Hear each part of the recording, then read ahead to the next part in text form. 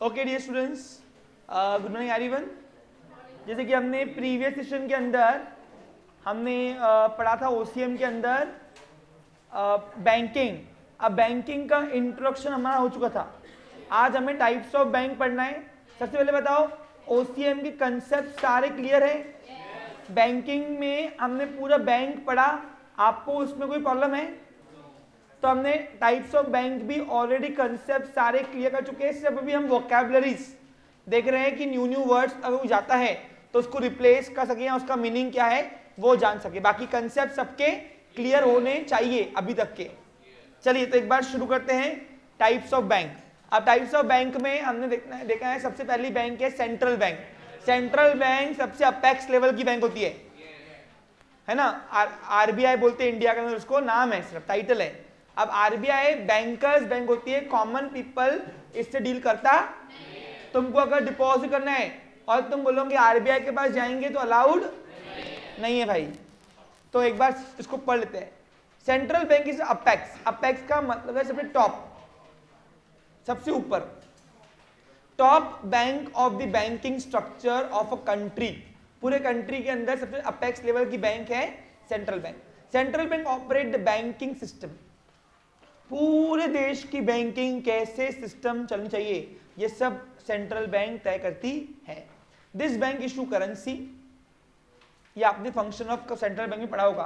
Currency issue भी करती है, control over the other banks, और सारे बैंकर्स को भी रेगुलेट करती है। कैसे? लॉ एक्ट में प्रोविजन करके।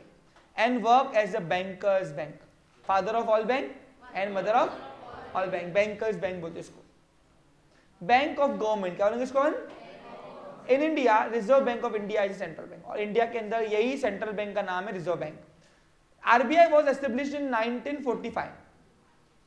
1945 में ये एस्टेब्लिश हुआ था अंडर द आरबीआई एक्ट 1944। मैंने आपको कल ही बताया था कि आरबीआई ने पहले अपना एक्ट निकाला, RBI act, banking regulation act 1944 में, और फिर वो एग्जिस्टेंस में आई 1945 में। A central bank is not a profit making institution. Commercial bank की तरह ये कमाने के लिए नहीं आई है। क्या के लिए आई है? ओनली रेगुलेशन करने के लिए, बैंकिंग स्ट्रक्चर को चलाने के लिए, इन्फ्लेशन डिफ्लेशन को बैलेंस करने के लिए। It does not deals with the public but it deals with other, सारे अदर बैंक्स इससे डील करते हैं। Okay, clear picture? यहां ध्यान देंगे बेटा। फिर नेक्स्ट है कमर्शियल बैंक। अब कमर्शियल बैंक कौन सी होती है? जो खुला बोलती है हम क्या के लिए आए, और इसके फंक्शन जो हमने देखे प्राइमरी एंड सेकेंडरी, वो इसके फंक्शन थे। Clear picture? Commercial banks accept deposit from general public and provide short-term loan. Short term में क्यों?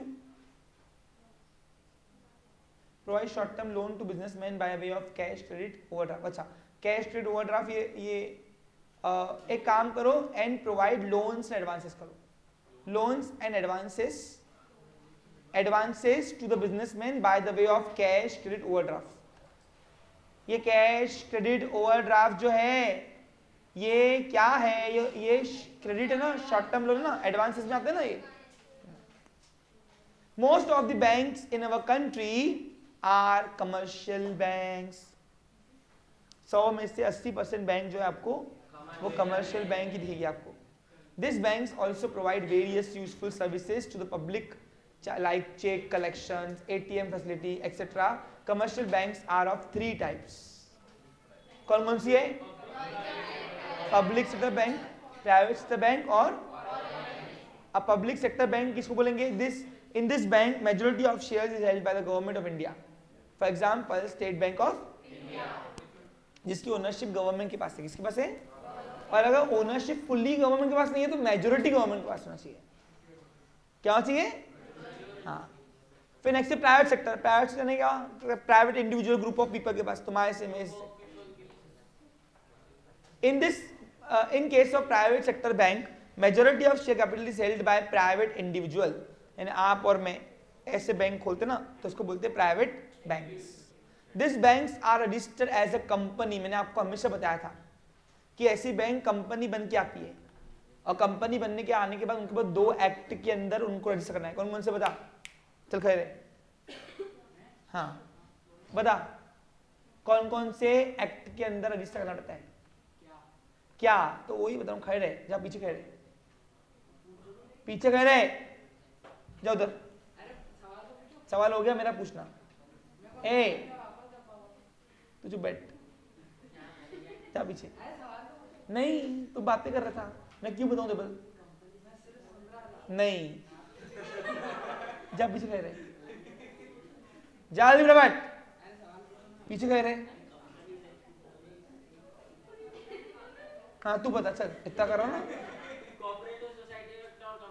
अच्छा, अब कमर्शियल बैंक कोऑपरेटिव सोसाइटी के अंदर रजिस्टर लगी। खैर है, जा पीछे, इधर जा, इधर इधर जा। सक्षम सुनने आएगा मेरा? ओ नोट्स तो ले, नालायक, बोलना पड़ेगा क्या?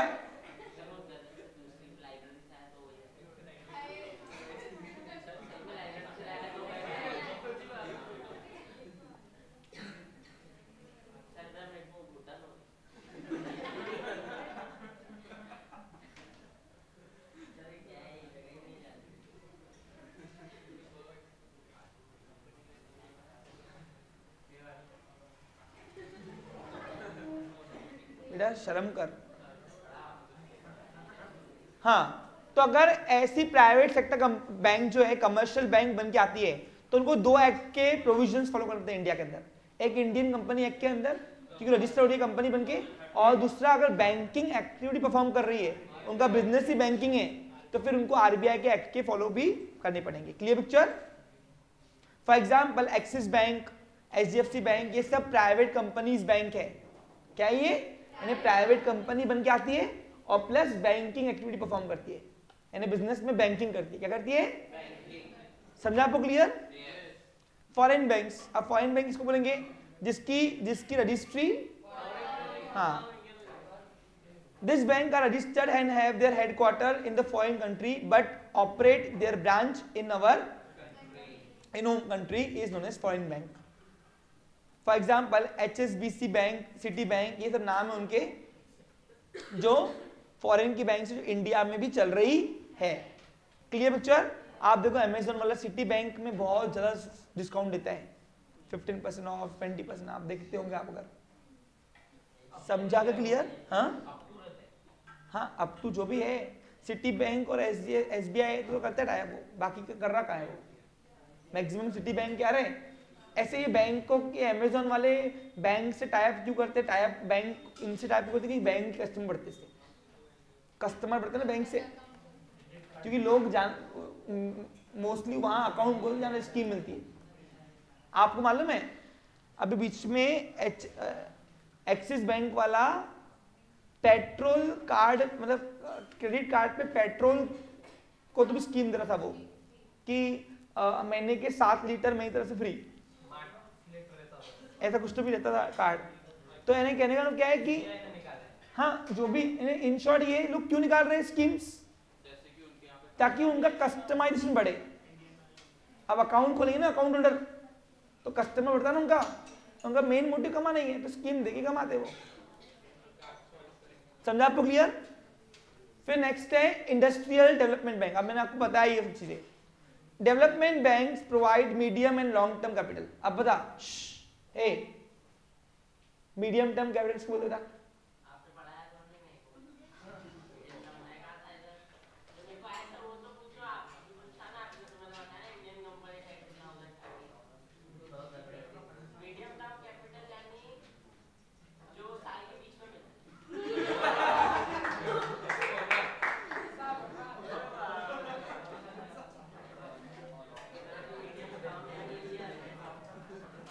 आज तेरे पेरेंट्स से मुलाकात करनी पड़ेगी बस।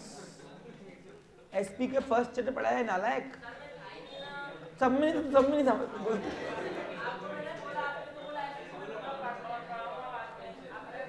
ये मयंक के पेरेंट्स की अपॉइंटमेंट में होता है आज की नहीं, तू सब में नहीं था, अभी अभी नियर बाय गया ना।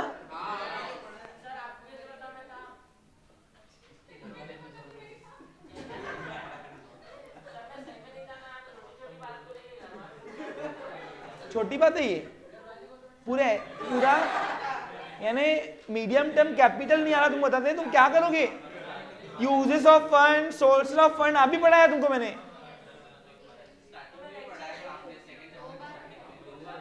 अरे 2 बार क्या, कई बार गया है ना जिक्र। तो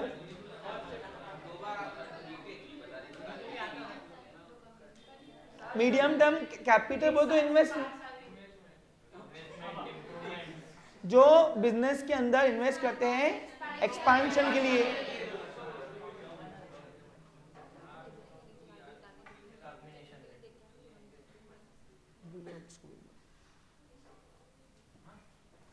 समझा आपको क्लियर? आज समझा क्या? अच्छा एक वो चेक वो भी नोट्स भी साथ में उसको भेजना, नोट्स हाँ।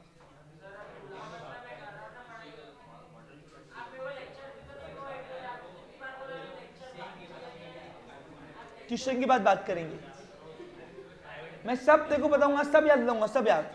रुक तू सिर्फ होने दे। लॉन्ग टर्म कैपिटल किसको बोलते हैं? Fix capital. ओके, तो ये डेवलपमेंट बैंक जो होती है ना, ये वो वाला कैपिटल देती है, वर्किंग कैपिटल नहीं। टू द इंडस्ट्री सेक्टर को देती है। This banks provide finance for the promotion of new industries, ताकि न्यू इंडस्ट्रीज डेवलप करे और न्यू इंडस्ट्रीज ग्रोथ करे, क्योंकि जितनी इंडस्ट्री सेक्टर बढ़ेगी तभी आत्मनिर्भर भारत बनेगा। देखो मैंने आपको शुरुआत से कहा गया है, बिजनेस के 2 ही आते हैं, इंडस्ट्री और कॉमर्स। हमारे कॉमर्स में कोई कमी नहीं है, कॉमर्स सक्षम है, सिर्फ इंडस्ट्री हैंडीकैप है हमारी, और उसको डेवलप करने के लिए मोदी गवर्नमेंट ने अभी बहुत सारे नए स्कीम्स निकाले हैं, और उसमें ये इंडस्ट्रियल डेवलपमेंट बैंक जो है ना, इनको इंडस्ट्रीज को फंड्स प्रोवाइड करके न्यू इंडस्ट्रीज को प्रमोट की जाती है। आपको मालूम है जापान जैसी कंट्री सेकेंड वर्ल्ड वॉर होने के बावजूद भी, न्यूक्लियर अटैक फेस करने के बाद भी आज डेवलप कंट्री में क्यों आती है? क्योंकि उसने फोकस ही इस चीज पे किया। आपको बता दूं मैं, जापान जब नष्ट हो गई थी ना पूरी तरह, तो जब सेकेंड वर्ल्ड वॉर जब चला था, सेकेंड वर्ल्ड वॉर के बाद जापान हिरोशिमा नागासाकी के अंदर, हाँ नागासाकी के अंदर उसने न्यूक्लियर अटैक डाला था, अमेरिका ने, यूएसए ने। तो तब जापान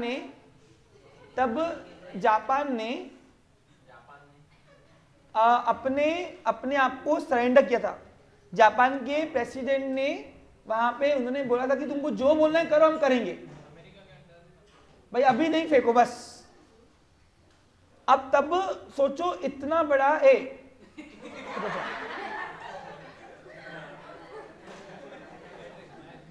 आज बहुत डिस्टर्ब कर रहा है, पता है तू? जाओ उधर।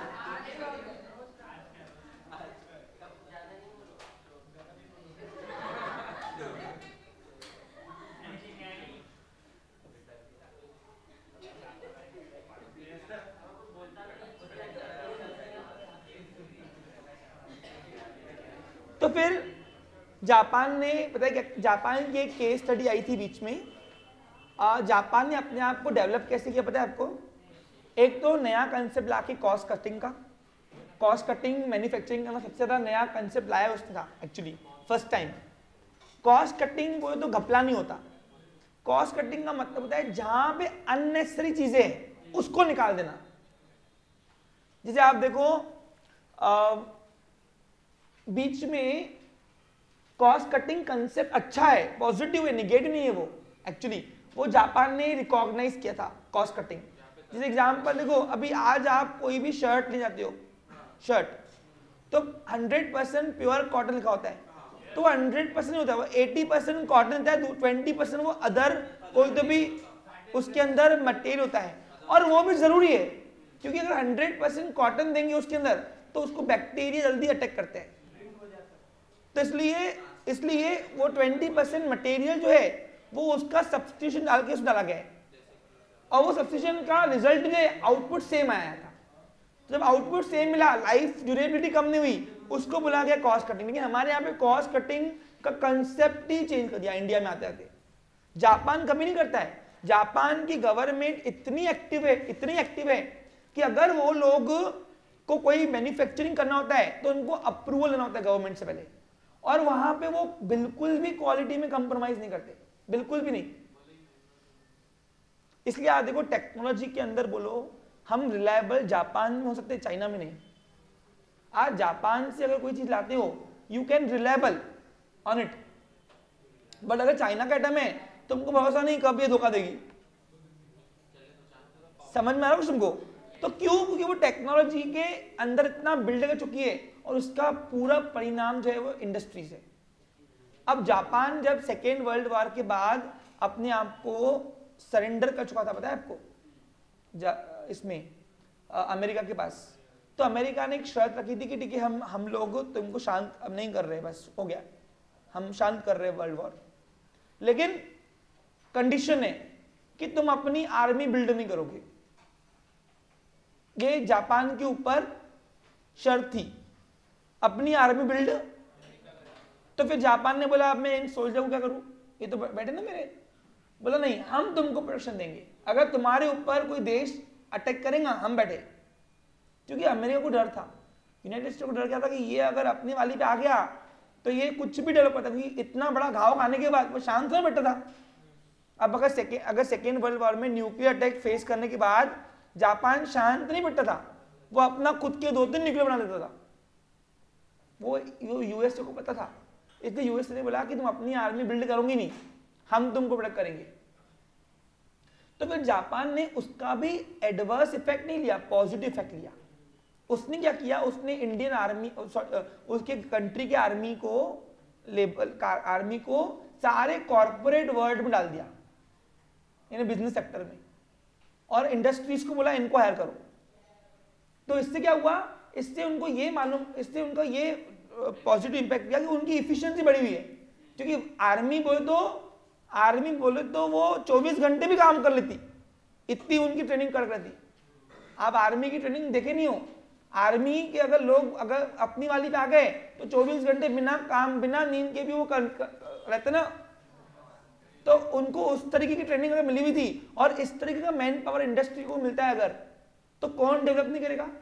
तो वहां पे यही देखा गया कि इंडिया के अंदर 8 घंटे में वो एम्प्लॉय को बोलता बस हो गया मेरा, वो देखता 8 घंटे हो गया, 1 मिनट भी काम नहीं करूंगा सर। और वहां पे एफिशिएंसी ऐसे बनने लगी लेबर्स की कि वहां पे 22 आवर्स काम कंटिन्यू चलता रहा शिफ्टिंग में। और इस तरीके से लेबर इंडस्ट्री सेक्टर डेवलप तब हुई वहां पे, क्योंकि उनको लेबर वो एकदम हाईली कॉम्पिटेंट मिल गए थे। क्योंकि आर्मी अगर इंडस्ट्री सेक्टर में बिजनेस में आ गए तो उनसे ऊपर कॉम्पिटेंसी कौन है। आर्मी की स्ट्रेटेजी अगर हमने मैनेजमेंट में यूज कर दी तो उससे ऊपर कौन होगा, तो टॉप लेवल, मिडिल लेवल पे, लोअर लेवल पे, ये तीनों को आर्मी को डाल दिया। बोला वैसे भी हम करोगे क्या, यहाँ पे हमको अपनी आर्मी बिल्ड करने दे रहा नहीं, जान दे तुम लग जाओ। तो उसको कॉर्पोरेट वर्ल्ड में डाल दिया उनको पूरा, और उनकी इफिशिएंसी इंक्रीज हो गई, जिसकी वजह से उनको इतना रैपिड डेवलपमेंट मिला। उन्होंने नए नए कंसेप्ट, नई नई टेक्नोलॉजी के अंदर लीड करना शुरू किया। ये स्ट्रेटेजी से डेवलपमेंट हुआ। तो कोई भी कंट्री का डेवलपमेंट होता है वो इंडस्ट्री करती है, कौन करती है, और इंडस्ट्री फल फूलनी चाहिए। उसके लिए गवर्नमेंट का काम है उनको असिस्ट करे फाइनेंशियली, और उसमें इंडस्ट्रियल डेवलपमेंट बैंक भी वही काम करती है कि न्यू इंडस्ट्रीज को प्रमोट करती है कि आओ हम लोग बैठे हैं लोन देने के लिए, आप सब खोलो। चाइना कैसे डेवलप किया, चाइना के केस स्टडी में आपको कैसे है, चाइना के केस स्टडीज के अंदर देखिए तो चाइना सबसे लार्ज एक्सटेंट पे मैन्युफैक्चरिंग करती है। ऐसी कोई चीज नहीं है जो असेंबल चाइना में नहीं होती, सबके असेंबल यूनिट चाइना के है। असेंबल का मतलब क्या होता है, हाँ हर कोई कंट्री पार्ट अपने खुद की बनाती, लेकिन असेंबल का नहीं आता उनको, वो चाइना में होता मैक्सिमम। तो असेंबली लाइन पूरी चाइना की दी हुई है। क्यों? क्योंकि चाइना ने अपने एजुकेशन के अंदर इंडस्ट्री सेक्टर को बिल्ड किया, यानी वहां पे 5वीं क्लास के बच्चे को भी असेंबल कर जाता। वहां पे उन्होंने एजुकेशन डेवलप ऐसा किया कि तुम 5वीं क्लास में इनको वहां सिखाओ। हमारे यहाँ पे 5वीं साल में तो बच्चा होश में भी नहीं आता, देखो ना आप। और वहां पे रोबोट्स बनाते हैं, ऐसी एजुकेशन पावर है उनका। हमारे यहाँ पे 10वीं तक तो हमने क्या ही पढ़ा, हमको तो याद भी नहीं अभी तक, और वो क्यों ही पढ़ा मेरे को तो ये भी नहीं पता आज तक।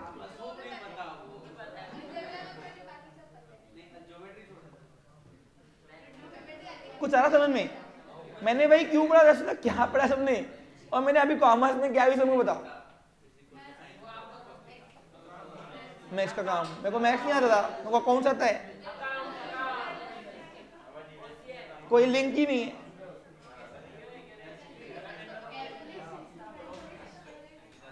प्लस माइनस करो तो मैथ लिंक हो गया, फिर प्लस माइनस चलना था, काय को इतने बड़े थे वो दिए।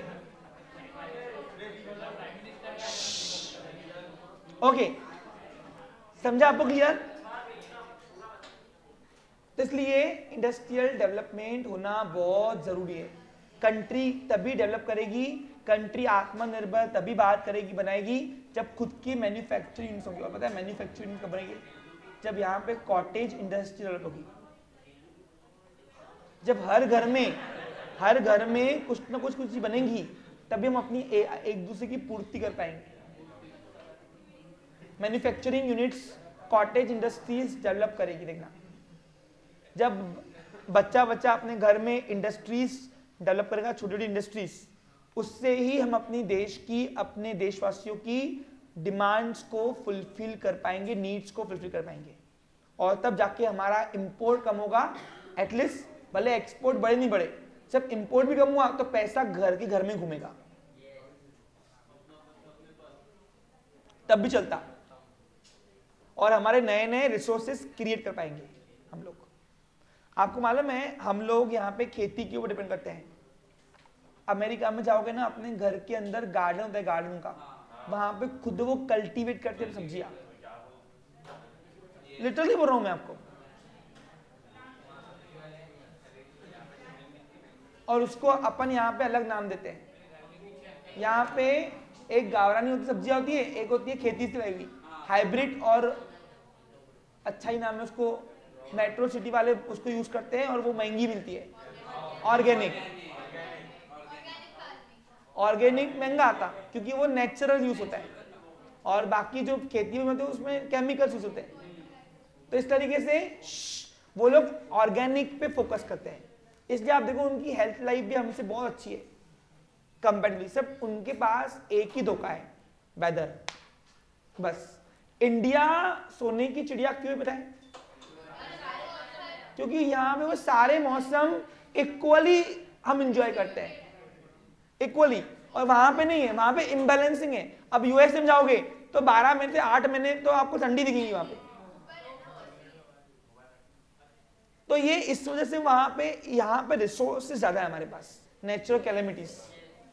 तो वो जो हमारा बेनिफिट है हम उसको यूज नहीं कर रहे, क्योंकि हमारे को उसकी कदर ही नहीं है, हमारे को उसकी, और ये कदर नहीं है। इसकी वजह से हम लोग देखो, हमारे पास रिसोर्स होने के बाद भी हम लोग अपना बिल्डिंग करवा रहे। आज सूरज, हम लोग सूरज का भी आनंद लेते हैं, सन का, सन से एनर्जी बनती है, लाइट। हम लोग कहां बिल्ड कर पा रहे हैं अभी तक? सोलर एनर्जी का कंसेप्ट अभी आया है इंडस्ट्रीज में, नो डाउट, लेकिन उसमें गवर्नमेंट असिस्ट नहीं कर रही ना, उनको उसमें कमाना क्यों है? जीएसटी फ्री कर दो ना। अरे सोलर पैनल अगर तुम एक आम जनता को बोलो टेरेस पे लगाने का, वो सस्ता करो तो सब लगाएंगे ना, उसमें भी जीएसटी चाहिए उनको। तो फिर जनरेशन नहीं हो रहा है इतना, और वो मिसयूज हो रहा है हमारे रिसोर्सेज का। अब बताओ, रोज सन आ रहा, सन बोलेगा क्या, आज मैं आ रहा हूं तो मैं आज तो धूप नहीं दूंगा, कल डबल दूंगा। जो दिन का रिसोर्स आ रहा वो तो गया ना हमारा। अगर एक दिन की इंडिया की पूरी कम से कम 1 लाख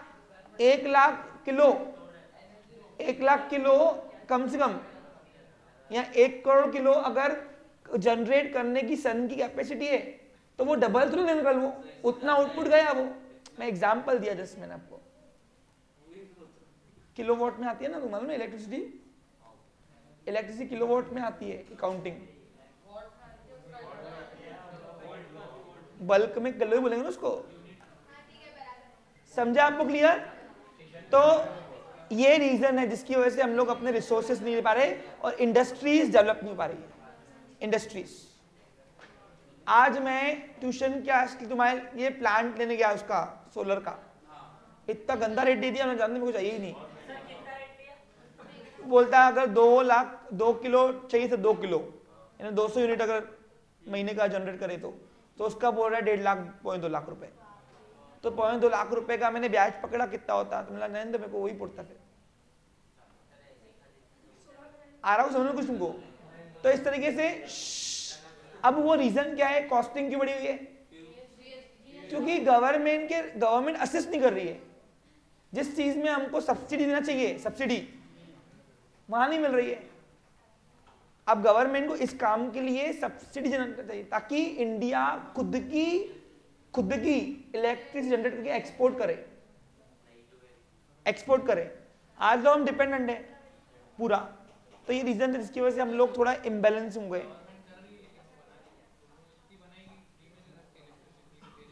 तो हम तो बना सकते हैं अपनी, तुम सिर्फ इक्विपमेंट सस्ते करो ना, हम रेडी है ना लेने के लिए, हमारा क्या जा रहा, तुम इक्विपमेंट सस्ते करो।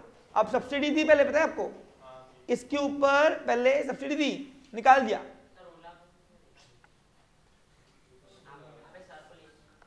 चलो कोऑपरेटिव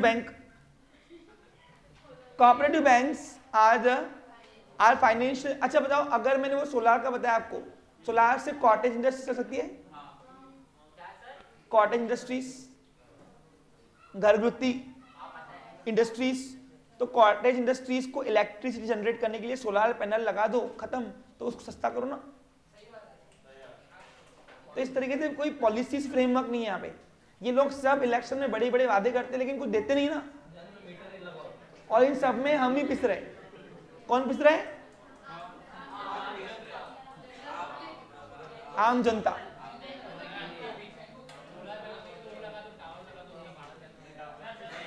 उससे वो आता है, उसके रेडिएशन खराब है।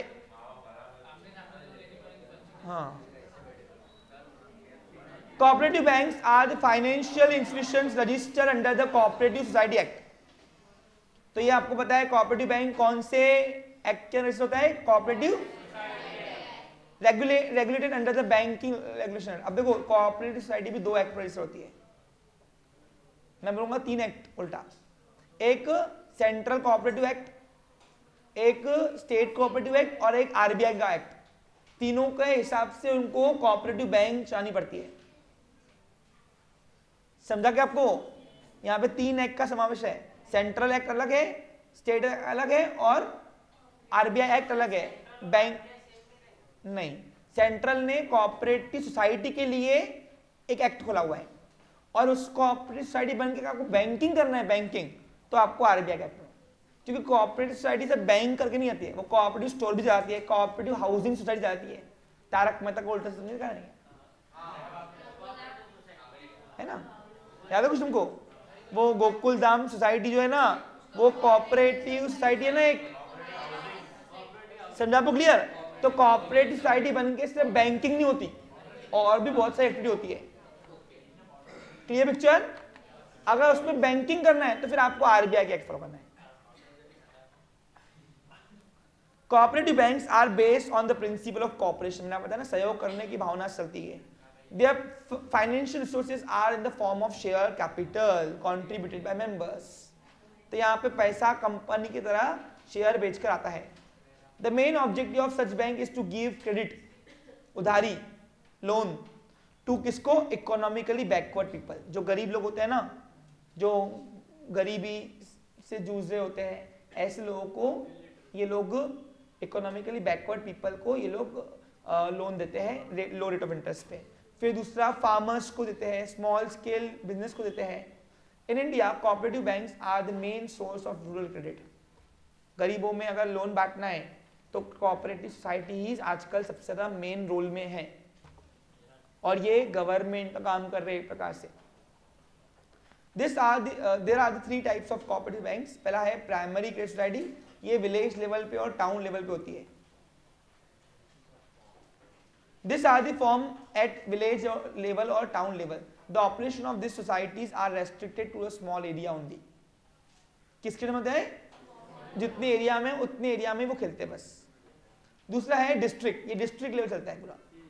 These banks are at the district level. Primary credit society belongs to the same district, are the members of district central cooperative। ये इसका मेंबर होता है, इसके अंडर में पलती है वो। किसके अंडर में? ए।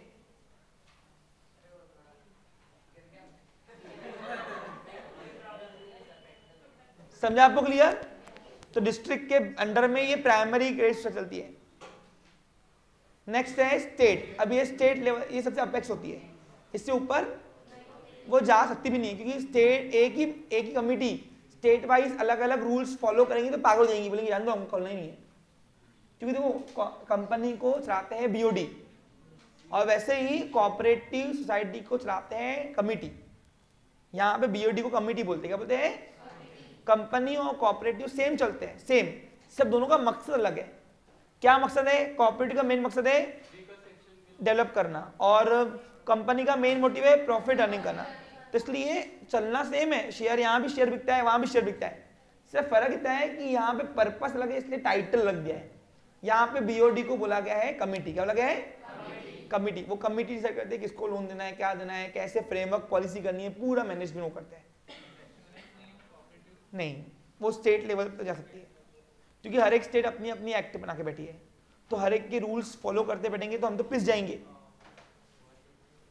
These are the apex cooperative banks in all the state of the country. They mobilize funds in different sector. Mobilize का मतलब है accept, depositing, granting loans. Specialized bank. अब स्पेशलाइज्ड बैंक कौन होती है? जो अलग अलग एक एक फंक्शन लेके बैठी है, सब एक एक फंक्शन, उसको नाम दिया है specialised bank. There are some banks which support for setting up business in specific area, एक एक एरिया लेके बैठिए। जब भी आपको वो बिजनेस में एक्सपोर्ट करना, बिजनेस सेटअप करना है, बढ़ाना है आपको या शुरू करना है, तो एक एक एरिया में जहां आपको हेल्प लगे, ये स्पेशलाइज्ड बैंक आपको एक एक एरिया कवर करती है। और उसमें पहली बैंक है एक्जिम बैंक। कौन सी है? ये इंपोर्टर और एक्सपोर्टर के लिए बहुत अच्छी है, जहां पे आपको लोन्स प्रोवाइड करती है और इंटरनेशनल मार्केट की इंफॉर्मेशन भी देती है कि इसमें हमको इन्वेस्ट करना चाहिए कि नहीं। Exim bank is set up with the object of financing, finance यानी लोन देना, import and export of goods and services. This banks give loan to exporter and importer and also provide information about the international market. ये आपको एक suggestion देते हैं कि आपको ये गुड्स से डील करना चाहिए कि नहीं, अभी इंटरनेशनल लेवल पे इसके भाव कम है तो हम आपको इस पर लोन नहीं लीजिए आप हमसे, अच्छा है, ताकि आपका भाव कम हो गया तो हमको भी रिडीम होने में प्रॉब्लम जाएगी। तो इस तरीके से फॉरेन इंटरनेशनल मार्केट की इंफॉर्मेशन ये सप्लाई करती है। क्लियर पिक्चर आपको? और इंपोर्टर और एक्सपोर्टर को लोन भी देती है। नेक्स्ट है नाबार्ड। अब नाबार्ड के बारे में तो कंसेप्ट बहुत बड़ा है एक्चुअली, नाबार्ड बहुत बड़ा कंसेप्ट एक्चुअली, क्योंकि सबसे ज्यादा इंडिया के अंदर जो एग्रीकल्चर सेक्टर और रूरल डेवलपमेंट के लिए जिसने कंट्रीब्यूट किया है वो नाबार्ड ही है, वो भी नेशनल लेवल पे। तो नाबार्ड का मेन वर्क क्या है? किसानों को और गरीब जो व्यापारी है, छोटे वर्ग व्यापारी जो स्लम एरिया में बिजनेसमैन होते हैं, उनको फाइनेंस प्रोवाइड करना कम रेट ऑफ इंटरेस्ट पे, और कभी कभार तो गवर्नमेंट किसानों का लोन भी फ्री कर देती है, क्योंकि उनको फाइनेंशियली असिस्ट चाहिए। क्योंकि सबसे ज्यादा अनसर्टेनिटी जो बिजनेस है ना, वो है प्राइमरी इंडस्ट्री और वो है एग्रीकल्चर इंडस्ट्री, क्योंकि it's total depend on whether. और वेदर के अलावा भी उसके पास बहुत सारे फैक्टर है ना, बहुत सारे फैक्टर है। अब इंसेक्ट्स आते हैं किसान के पास, तो वो पूरा खा लेते ना पूरा वो, तो वो भी फसल पूरा खराब कर देते, बर्बाद कर देते। तो ऐसे बहुत सारे फैक्टर से किसान जूझ रहे हैं। और इसलिए आप देखो पीकेवी इतनी बड़ी एजुकेशन इंस्टीट्यूशन बना के दिया है किसानों को। जितनी अकोला की एरिया नहीं ना, उतनी पीकेवी की एरिया है खुद की। सब पीकेवी इतना बड़ा है, पीकेवी यहाँ कम से कम 4 किलोमीटर में फैला हुआ है। अकोला का डायमीटर उतना नहीं जितना पीकेवी का है। फिर पीकेवी से शिवनी एयरपोर्ट तक के पूरा, शिवनी एयरपोर्ट तक के पूरा पीकेवी का प्रीमाइसेस है वो, इधर भी और इधर भी। और प्लस वहां पे भी एक्सपांशन है पीछे साइड से पूरा, यानी आज अकोला को अगर एक तरफ रखो और पीकेवी को, तो पीकेवी की मेजरमेंट आपको बड़ी दिखेगी। तो क्यों दिया है पीकेवी? पीकेवी एग्रीकल्चर का है ना इंस्टीट्यूशन, ताकि किसानों को एजुकेट करके उनको सिखाया जाए कि खेती कैसे करना है।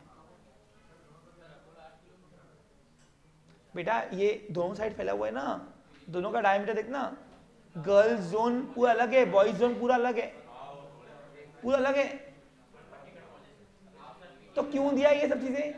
ताकि एग्रीकल्चर सेक्टर डेवलप्ड हो, क्योंकि हम लोग इसमें लीड करते हैं और जिंदगी भर लीड करते रहेंगे, क्योंकि हमारा क्लाइमेट जो है ना फेवरेबल है, हमारा क्लाइमेट फेवरेबल है। आपको पता है बाहर के लोग मांसाहारी क्यों हैं? वहां पे एग्रीकल्चर एक्टिविटीज कम होती है, तो वहां पे लोग खाएंगे नहीं तो क्या करेंगे? आपको मालूम है चाइना ने सब खाना क्यों शुरू किया था? एक ईयर आया था, मैं बता रहा हूं आपको, एक ईयर आया था वहां पे जहां पे चाइना भूखमरी से मर रही थी, लिटरली बोल रहा हूं आपको। उनके पास खाने के लिए कुछ नहीं था, तो वहां के प्रेसिडेंट ने बोला जो मिल रहा खा लो, जान रहेंगी। और तब से वहां से सब चीजों में बैन बैठाया गया। आज वहां पे सांप भी खाते, सब खाते।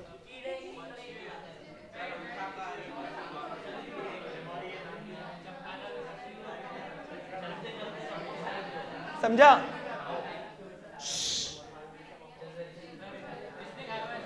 इंडिया का पीपल बाहर जो है ना ज्यादा टाइम तक सर्वाइव करता ही नहीं पाता है, क्योंकि उसको फूड ही नहीं मिलता। जान दो।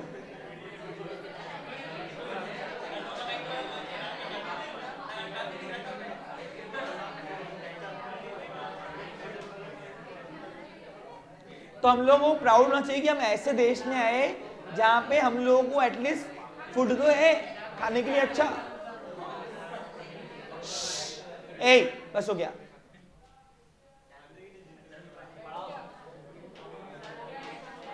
NABARD is an apex institution. कौन है वो? सबसे हायर नेशनलाइज लेवल पे for financing agriculture and rural sector.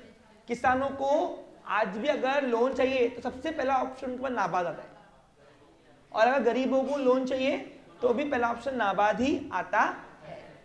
NABARD provide short term, भाई तुम माल भरो मतलब माल के लिए होता है ना शॉर्ट टर्म फंड्स। जैसे किसान है, अब किसान जो कल्टीवेशन के लिए फर्टिलाइजर लेगा, फर्टिलाइजर्स पूरे, उसको जो इन्वेस्ट करेगा वो शॉर्ट टर्म में आता है। कहां पे वो? भाई वो सब घान बोलते उसको, घान कुछ वैसे नाम है ना, कल्टीवेशन क्या बोलेंगे, पेरनी बोलते हैं, जो भी है। तो वो जो भी फूड्स के लिए उनको जनरेट करने के लिए जो भी उनको लगता है वो सब शॉर्ट, जो भी उनको माल परचेज करता है, जैसे वो केमिकल्स आते हैं जिससे इंस्पेक्शन, पेस्टिसाइड्स, कल्टीवेशन, फर्टिलाइजर्स के लिए जो भी पैसा लगता है वो नाबार्ड उनको प्रोवाइड करती है। करो, सब करो। And long term finance. अब लॉन्ग टर्म के लिए क्या लगता है किसानों को? ट्रैक्टर के लिए भी नाबार्ड उनको फाइनेंस करना। उनको महिंद्रा का टाइप है नाबार्ड से। हाँ, ट्रैक्टर के लिए आपको नाबार्ड का कोई भी ऑर्गेनाइजेशन महिंद्रा ही प्रेफर कराएगा, क्योंकि ट्रैक्टर लाइन में सबसे ओल्डेस्ट कंपनी जो है वो महिंद्रा की है। इंडिया की बात कर रहा हूं, समझा आपको? क्लियर? ट्रैक्टर किसके पास है? यहां पे किसके पास ट्रैक्टर है? महंगा आता है, वो भी महंगा आता होगा ना? हाँ, ओके।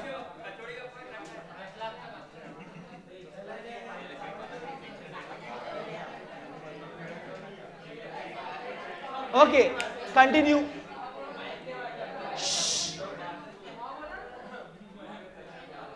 बैठो। NABARD NABARD provide short term and long term finance for agriculture through regional rural bank. देखो मैंने आपको बताया है ये डायरेक्ट नहीं आता, ये रीजनल रूरल के थ्रू आता है। समझ में आ रहा है क्वेश्चन को? और नाबार्ड जो है ना उसको रेगुलेट गवर्नमेंट ही करती है। क्या करती है? इन गवर्नमेंट का ही ऑर्गेनाइजेशन है वो। फिर नेक्स्ट है SIDBI, small industrial development bank of India. This banks provide finance to small scale. देखो कितनी हैरानी की बात है, कितने सारे ऑप्शन है हमारे पास, हमको यूज ही नहीं करते आता। गवर्नमेंट तो हमको खोल के दिया लेकिन हमको यूज करते नहीं आता बस। These banks provide finance to small scale business or industry. The main aim of SIDBI is to promote the finance to the regional rural bank. समझ आ रहा है उसको? फिर RRB, regional rural bank are sponsored by some commercial bank. 50% of their capital provided by central bank, 30% sponsorship by commercial bank and 15% state bank. ये मैंने आपको पहले बताया हुआ है इसका।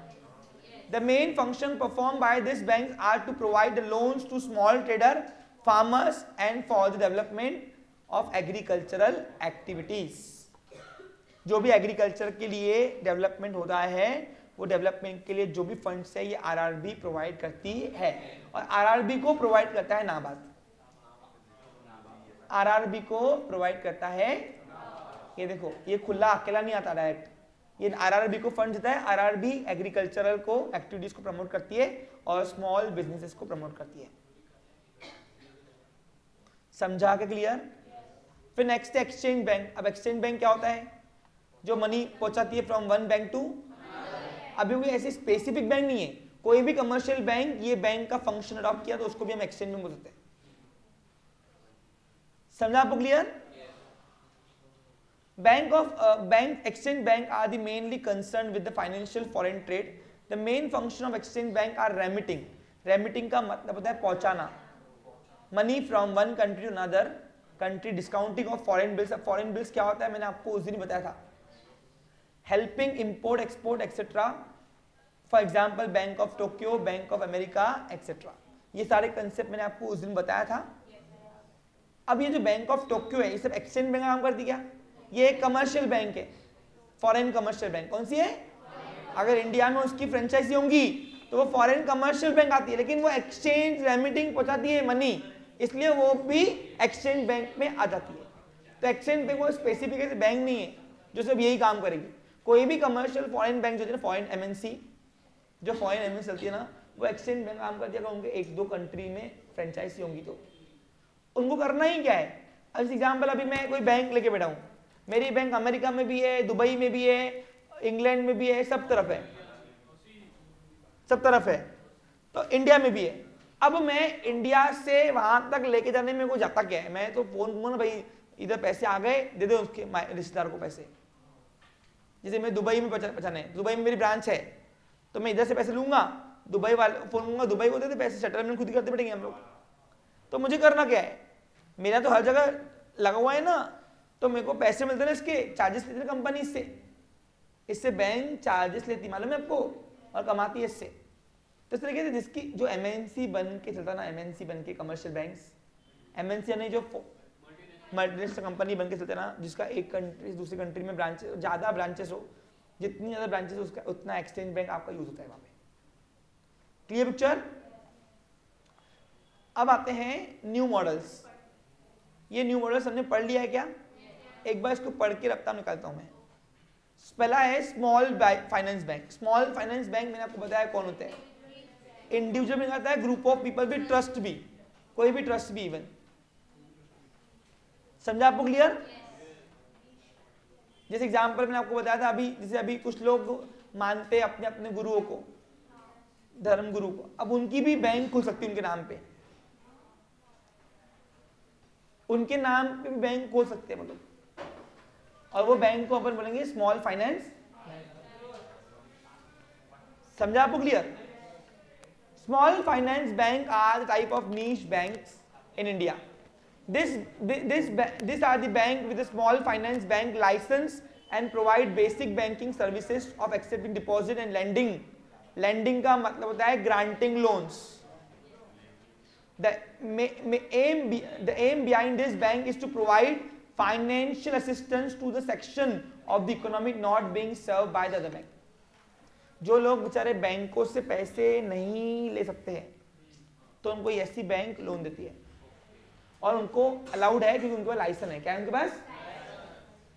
अभी देखो, अभी मैं एक व्यापारी हूँ, मैंने कमर्शियल बैंक के पास गया, कमर्शियल बैंक को बोला भाई लोन दे, तो डॉक्यूमेंट्री वर्क में वो पिसा देती मेरे को, ये लाओ वो लाओ। अब सपोज एक भी डॉक्यूमेंट नहीं है उसमें, तो क्या मेरे को अधिकार नहीं क्या व्यापार करने का? तो फिर मैं इन बैंक के पास जाता हूँ और ये बैंक थोड़ा इनफॉर्मल होके थोड़ा मिनिमम रेट ऑफ इंटरेस्ट बढ़ा के हमसे अनसिक्योर्ड वे से भी लोन देती है और उनको लोन देना अलाउड है क्योंकि उनके पास लाइसेंस है। क्या है? तो आरबीआई ने देखा, समझा उस चीज को। क्या समझा? ये न्यू मॉडल आया अभी कि हर व्यापारी बैंकिंग की तरफ रीच नहीं हो सकता।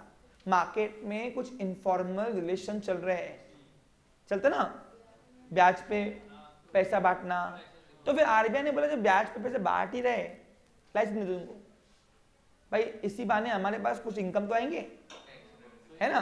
फिर उनका जो ब्लैक मनी है वो वाइट मिलने लगेगा। और फिर आरबीआई ऐसे लोग फिर ब्याज पे धंधा लेने के लिए लाइसेंस भी लेते, उनको सिक्योरिटी मिलती कि कल को अगर पैसा डूब गया तो पुलिस बैठी है, हम कंप्लेन करने के लायबल तो है, नहीं तो वैसे कंप्लेन भी लेती नहीं। अगर लाइसेंस के बिना आपने ब्याज पे पैसे बांटे ना तो इलीगल है। क्या है वो? और अगर कंप्लेन में जाओगे तो खुद अड़ जाओगे खुद, क्योंकि अगेंस्ट है वो। क्या है? आपने आरबीआई एक्ट तोड़ा। Clear picture?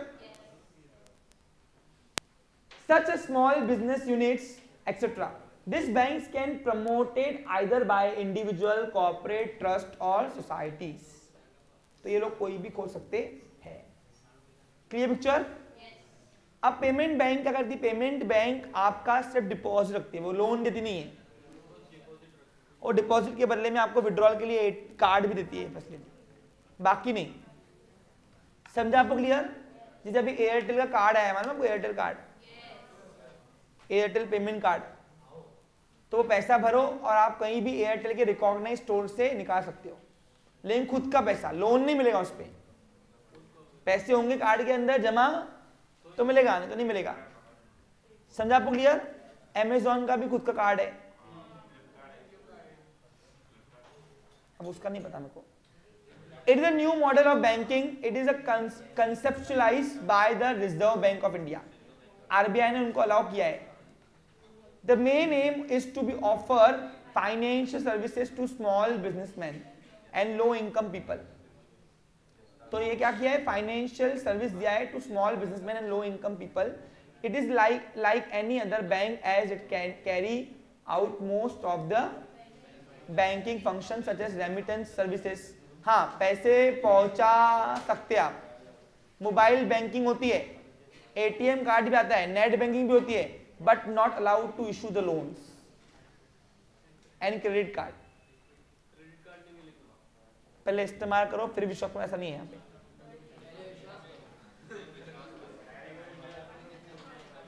पहले विश्वास करो फिर इस्तेमाल करो। Clear picture? Similarly it accept demand deposit only up to 1 lakh रुपए। अभी डिमांड डिपॉजिट क्या है? सुनो, आपका किसका किसका पेटीएम बैंक बना हुआ है? हाँ, अब पेटीएम बैंक दो बनते हैं, एक बनता है रेसिडेंशियल, एक बनता है कमर्शियल। कमर्शियल में आप एक दिन में कितना भी पैसा ले सकते हो, लेकिन अगर आपका पर्सन के नाम पे है, रेसिडेंशियल है, तो आपको 1 लाख रुपए तक की डिपॉजिट है, ये आरबीआई गाइडलाइन है। एक दिन में आप 1 लाख से ऊपर नहीं ले सकते हो, एक्सेप्ट नहीं करेगा पेटीएम आपका।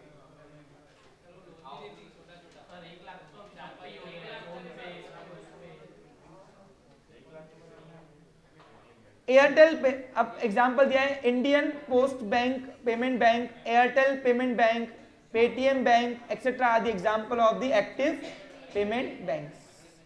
Clear picture? अब कमर्शियल बैंक के फंक्शन पढ़ना है, ध्यान उधर। क्यों बाद में? हाँ, कमर्शियल बैंक के फंक्शन कहाँ पढ़े हमने? सब एक टॉपिक बैंकिंग।